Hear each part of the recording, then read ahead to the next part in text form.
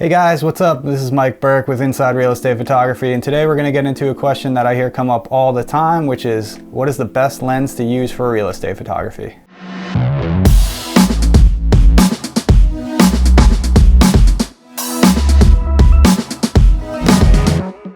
So there are a lot of good options out there as far as lenses go for real estate photography, but which one is right for you? In this video, we're going to break down the pros and the cons of some of the most popular Sony lenses out there used by real estate photographers today. If you're not a Sony user, don't go away just yet, because a lot of what we're going to discuss has to do with characteristics like focal length and are relevant across brands. I've been in real estate photography now for about 10 years. I shoot over 1,000 listings a year, so I've really spent a lot of time with these lenses and gotten to know them pretty well from a real estate photography standpoint. The lenses we're going to discuss in this video are the 16-35 f2.8 G Master, the 16-35 f4 Zeiss lens, the 12-24 f4 G lens, and also the 17-28 f2.8 Tamron lens. Let's get into it.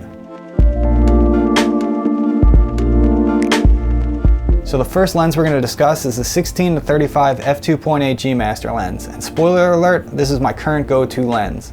It is also the most expensive lens of the bunch at $2,200. Is it worth it? That is highly debated amongst photographers, and we'll get into the reasons why. So out of the sharpness tests I've seen out there, the G Master is the sharpest overall lens out of the bunch. Some of the other lenses might be slightly sharper at certain apertures, but the G Master stays consistently sharp throughout the zoom range and at almost all of the apertures. So you may say, why does it matter? I'm shooting real estate, I'm shooting at around f8 all the time, and for the most part that's true, except when you're shooting things like video where your shutter speed's staying put and you're using a wide range of apertures.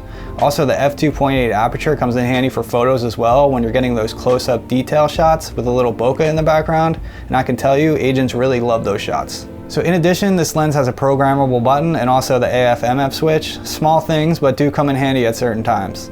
And also, as you might expect, the G Master has the best build quality out of all these lenses. It is a robust beast. So because of the special lens coatings that G Master has, it handles flaring much better than the other lenses in this group.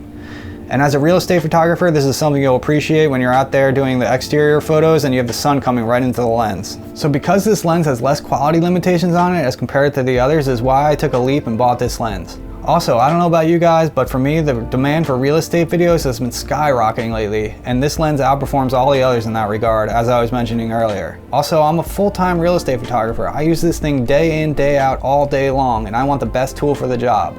I know it's expensive, but I think it justifies it. What do you guys think? Is it worth it? Leave a comment below. So as far as cons go for this lens, I'd say the biggest is the price, as I mentioned. $2,200 is pretty cost prohibitive for a lot of people, especially if you're just starting out. In fact, if you are just starting out, I wouldn't recommend going to this lens straight away. I'd pick one of the less expensive options to start with. Another slight downside to this lens is the size and the weight. It is the biggest and heaviest lens out of the group.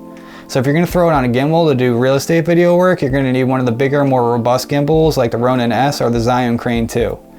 I shoot with it for hours on a gimbal and it doesn't really wear me out, and I'm always willing to sacrifice size for quality, so for me it's not a problem. So another possible con for this lens is that it does not have OSS or optical steady shot built into it, but most Sony cameras these days have 5-axis in-body image stabilization, and that does most of the heavy lifting anyway. Stabilization doesn't really matter when you're shooting photos on a tripod. In fact, when I am shooting photos on the tripod, I turn the stabilization off. But it does come into play obviously when you're shooting videos. I can tell you though, I've shot with stabilized and unstabilized lenses on a gimbal, and I haven't seen any difference in the footage between the two, so it's really a non-issue for me anyway. So another popular lens among real estate photographers is the 16-35 f4 Zeiss lens, and this was the lens that I used for many years before finally getting the G Master. And it's a pretty solid choice, and it's also not a bad price, coming in around $1,250. This lens performs well, and it's also significantly smaller and lighter than the G Master, but it has some drawbacks to it, mainly in the video department, but also with photos as well. So this lens is pretty sharp at f8, which most of us are using anyway to shoot real estate photography, so there's no real complaints there. However, if you're shooting anything wide open at f4, such as video where you need to let more light in, this lens does get soft at f4. The G Master is much sharper at f4. Also, when you're zooming past, say, about 24 millimeters on this lens, it does start to suffer softness there as well, from 24 to 35. So the build quality of this lens is good. It does feel really solid. It's not quite as good as the G Master, obviously. It's made out of a metal. It seems to scratch fairly easily, which is one complaint I have about it. Also, this lens does have OSS built into it, or optical steady shot. But as we mentioned earlier about the G Master, I don't know how much of an advantage that really is for us, since most Sony cameras these days have stabilization built in. The price of this lens is a big plus, being almost $1,000 cheaper than the G Master. And if you're just starting out, or maybe you're not doing real estate photography full time, I would say this lens is the way to go. It gets the job done, it does it well, and it's affordable. So next up we have the 12-24 f4G lens, which a lot of real estate photographers go with because it goes wider at 12 millimeters, and that's actually my main gripe with it.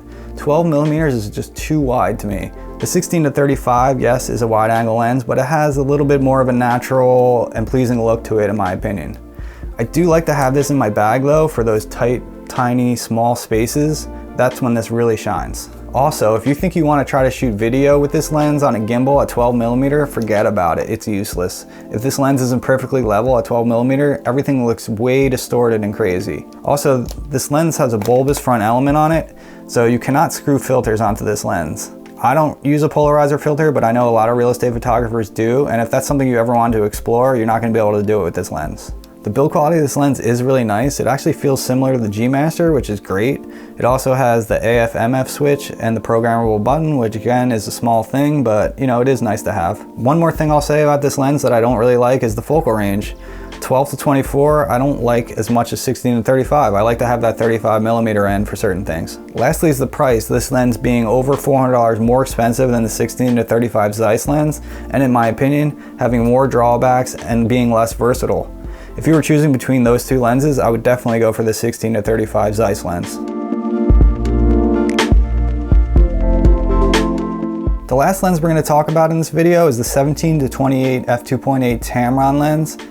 Now, full disclosure, I do not own this lens, nor have I used it, but it does fit into the family of these lenses, and I know a lot of real estate photographers out there might be considering it, so I wanted to talk about it in this video. I've done a lot of research on the specs and real-world testing of the lens, so I can tell you theoretically how it will stack up against these other lenses. Firstly, it is the smallest and lightest out of the bunch, and it also has the best price point at $899, which are both attractive qualities. It's the only other lens in the group with a fast f2.8 aperture other than the G Master, which is great for shooting video and also for shooting shallow depth of field photos for those detail shots. From the image quality tests I've seen on the lens, it's sharpest between f2.8 to f4, which is odd for a lens. Most lenses aren't sharpest wide open, which is kind of a disadvantage for real estate photography since we're shooting usually at f8 and that's not the top performing aperture. So probably my biggest problem with the lens and why I never tried it or considered it is because of its focal range. 17-28 is just too limiting for me. I would definitely miss 16 on the wide end. I know it's only 1 millimeter, but that 1 millimeter makes a big difference. I'm constantly always trying to squeeze back into a corner of a room with my tripod, trying to get just a little bit more wide out of my 16-35. So if I only had 17, that would be even harder. Also, I'd miss 35 on the long end. I like to zoom into 35 to get those tighter detail shots. So another complaint I have about the lens is that the zoom and focus rings are reversed as compared to the Sony lenses. So if I used the lens, I'd be constantly reaching for the wrong one and that would drive me nuts. Honestly, where I think this lens would shine is for video work. It's small, it's lightweight, and it's sharpest wide open from f2.8 to f4 and would do great on a gimbal. So if you're looking strictly for a real estate video lens, this would be a good option. Alright guys, so that concludes all the lenses we're going to talk about today in this video. Do you guys have any experience with these lenses? What are your thoughts on them? Is there a lens that I didn't mention in this video that you love to use for real estate photography? Please leave your thoughts and comments below. Also, if you found any information in this video helpful to you, please hit that like button, consider subscribing and enabling notifications to hear about future videos. Lastly, if you're thinking about buying one of these lenses, consider using one of the links in the description as it will help support this channel and producing future content. Thanks again for watching guys, and I'll see you on the next one.